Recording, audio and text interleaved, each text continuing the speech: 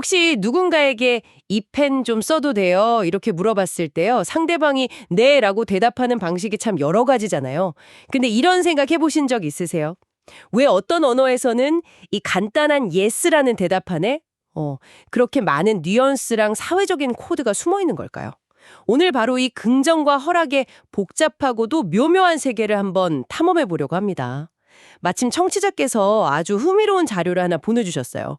일본어 표현 이요에 대한 짧은 설명서인데요. 저희는 이걸 출발점으로 삼아서 일본어에서 좋다고 말하는 여러 방식들, 그리고 그 속에 담긴 문화적인 속뜻까지 한번 깊이 파고들어 보려고 합니다. 그러니까 단순히 단어 하나 배우는 걸 넘어서요. 왜 이 사람들에게는 어떻게 yes라고 말하는지가 무엇을 말하는지만큼이나 중요한지 그 비밀의 문을 한번 열어보겠습니다. 네, 이거 아주 재미있는 탐구가 될 것 같아요.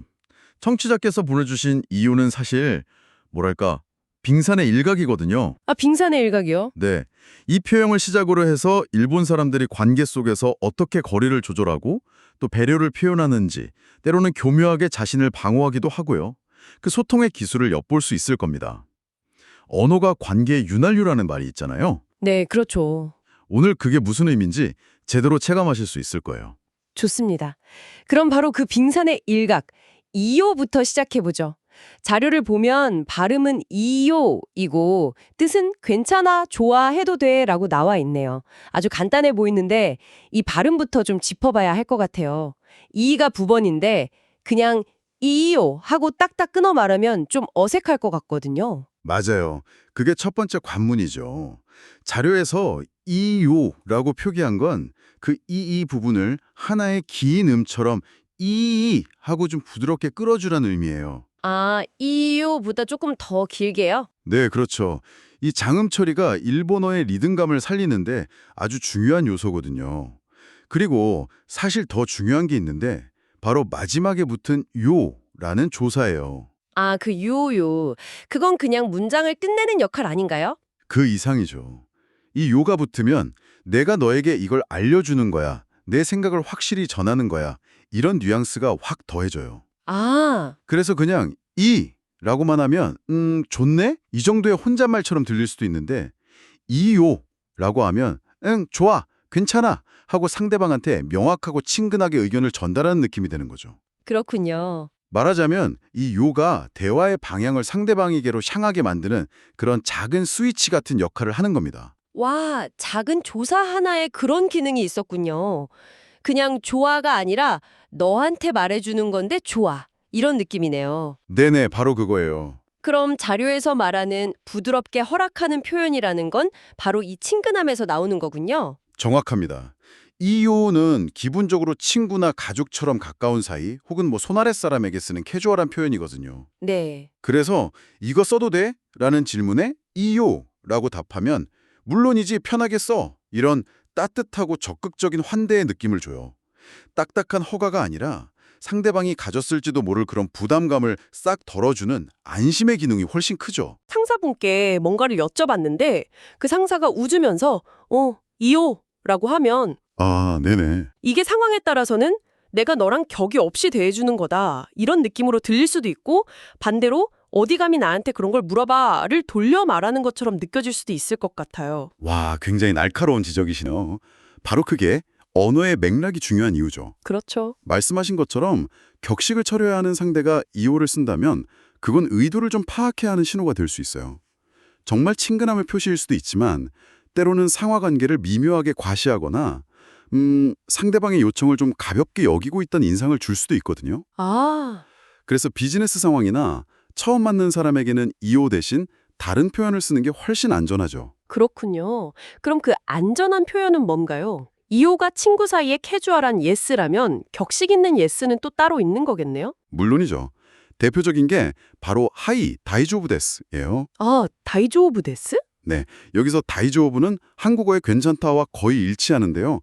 이걸 정중한 표현인 데스와 함께 쓰는 거죠. 부장님, 이 자료 내일까지 제출해도 괜찮을까요? 라고 물었을 때 부장님이 하이 다이조우부 데스요 라고 하면 내일 괜찮습니다 라는 아주 명확하고 공적인 허락이 되는 거예요. 아, 이오하고 다이조부 데스는 둘 다 괜찮다는 뜻이지만 사용하는 상황, 그러니까 상대방과의 관계에 따라 완전히 달라지는 거군요. 네, 그렇죠. 하나는 사적인 공간, 다른 하나는 공적인 공간에서 쓰는 예스 버튼이라고 생각하면 되겠네요. 맞습니다. 관계의 거리에 따른 언어 선택인 거죠. 이걸 일본에서는 우치소토 문화, 그러니까 안과 바깥을 구분하는 개념으로 설명하기도 해요. 우치소토요? 네. 가족이나 회사 동료처럼 내 집단, 즉 우치 사람에게는 이 요처럼 편한 말을 쓰고 외부 고객이나 다른 회사 사람 같은 바깥 집단, 소토 사람에게는 다이조부 데스처럼 격식을 차리는 거죠. 이 구분을 못하면 사회성이 부족하다고 여겨질 수도 있습니다. 듣고 보니 정말 복잡하네요. 그럼 여기서 더 흥미로운 질문이 생겨요. 이렇게 명확하게 구분되는 예스들이 있다면 혹시 애매모호한 예스인지 노인지 헷갈리는 예스도 존재하나요? 드디어 그 판도라의 상자를 여시는군요. 당연히 있습니다.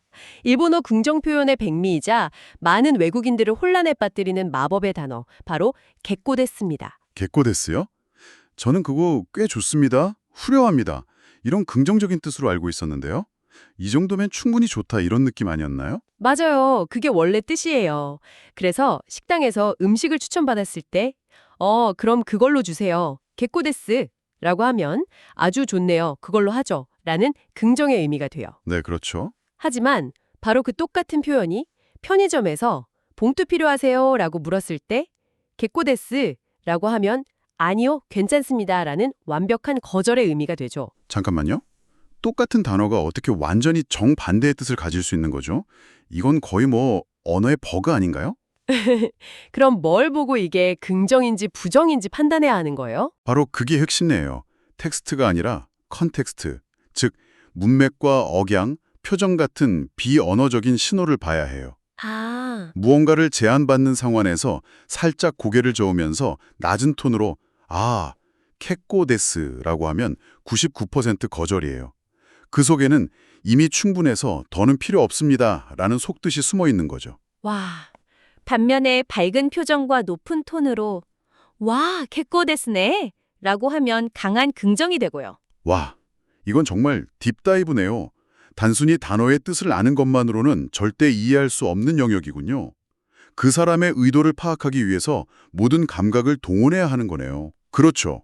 이게 바로 일본이 고맥락 사회라고 불리는 이유를 보여주는 아주 좋은 예입니다. 고맥락 사회요? 네, 말 자체에 모든 정보가 담겨 있기보다는 말하는 사람과 듣는 사람이 공유하는 상황과 관계 속에서 진짜 의미가 결정되는 거죠. 캣고데스는 그 고맥락 커뮤니케이션의 극단적인 형태라고 볼 수 있어요. 직접적으로 아니오라고 말해서 상대방의 체면을 깎거나 관계에 불편한 기류를 만드는 걸 피하려는 문화적인 장치가 이 단어 속에 녹아 있는 겁니다. 그렇군요.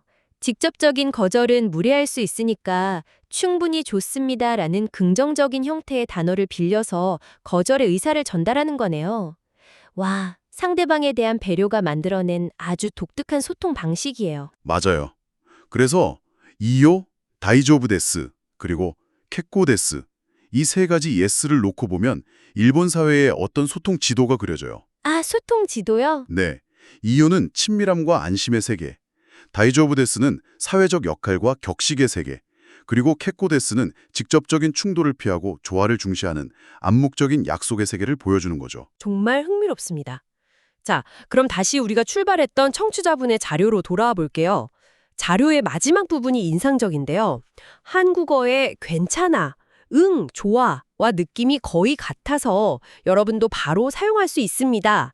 라고 말하면서 사용을 독려가고 있어요. 네, 오늘 우리가 나눈 이야기를 바탕으로 보니까 이 조언이 아주 깊은 의미를 담고 있는 것 같아요. 네, 아주 중요한 포인트입니다. 왜 하필 복잡한 겟고데스나 격식 있는 다이조부 데스가 아니라 이요를 바로 써보라고 했을까요? 그러게요. 그건 이요가 가장 안전한 긍정 표현이기 때문이에요. 이 표현은 쓰는 사람의 의도가 왜곡될 여지가 가장 적어요. 아, 따뜻하고 친근하고 긍정적이죠. 설령 약간 격식이 필요한 상대에게 실수로 썼다고 해도 외국인이라 아직 서툴구나 하고 귀엽게 봐줄 가능성이 높아요. 그러니까 겟고데스처럼 의도를 오해해서 관계를 망칠 위험이 거의 없는 일종의 치트키 같은 표현이군요. 네, 학습자에게 실패의 두려움 없이 성공의 경험을 맛보게 해주는 아주 전략적인 선택이라는 거네요. 바로 그거예요. 언어학습 초기에 이런 성공 경험은 정말 엄청난 자신감과 동기부여가 되거든요. 맞아요, 맞아요. 문법적으로도 간단하고 활용도도 높고 감정적으로도 긍정적인 유대감을 만들 수 있으니 이보다 더 좋은 시작은 없죠. 청취자께서 보내주신 자료는 그 점을 정확히 꿰뚫어보고 있는 거예요. 이요라는 표현 하나를 제대로 사용하는 경험이 나중에 더 복잡한 다이조부 데스, 나 고난도의 겟고 데스를 이해하고 사용할 수 있는 발판이 되어주는 거죠. 네, 오늘 정말 단어 몇 개로 일본의 언어와 문화를 종횡무진 탐험한 기분입니다. 정리를 좀 해볼까요? 청취자께서 보내주신 이요라는 표현에서 시작해서 우리는 일본어의 예스가 결코 하나가 아니라는 걸 알게 됐습니다. 네, 친구 사이에 쓰는 따뜻하고 캐주얼한 예스인 이요, 그리고 공적인 관계에서 쓰는 명확하고 격식 있는 예스인 하이, 다이조부 데스, 그렇죠. 그리고 마지막으로 문맥과 뉘앙스에 따라 예스도 되고 노도 되는 그 고맥락 커뮤니케이션의 정수 겟고 데스까지 이 세 가지 표현이 각각 일본 사회의 다른 측면을 비추는 거울 같았어요. 최종적으로 정리하자면 일본어에서 yes라고 말하는 것은 단순히 정보를 전달하는 행위를 넘어서 상대방과의 관계를 설정하고 조율하는 매우 섬세한 과정이라고 할 수 있겠네요. 관계를 설정하고 조율하는 과정. 네. 내가 어떤 yes를 선택하느냐에 따라 나는 상대방을 친구로 대할 수도, 비즈니스 파트너로 대할 수도, 혹은 잠재적인 갈등을 피하고 싶은 어려운 상대로 대할 수도 있는 거죠. 오늘 우리가 나눈 이 이야기들이 단순히 언어 지식을 넘어 일본 문화를 더 깊이 이해하는 창이 되었으면 합니다. 자, 오늘 우리는 예스라고 말하는 법에 담긴 깊은 세계를 들여다봤습니다. 긍정의 표현이 이토록 복잡하고 다층적이라면 반대로 아니요라고 말해야 할 때면 어떨까요? 오늘 살펴본 것처럼 직접적인 충돌을 피하고 관계의 조화를 중시하는 문화 속에서 거절의 언어는 어떤 모습을 하고 있을까요? 어쩌면 아니요라는 말 속에는 예스보다 훨씬 더 많은 고민과 전략, 그리고 그 사회가 중요하게 생각하는 가치들이 담겨 있을지도 모릅니다. 긍정의 방식을 통해 엿본 문화가 부정의 방식에서는 어떻게 드러날지 생각해 보시는 건 어떨까요? 이 질문을 여러분께 마지막으로 남겨드립니다.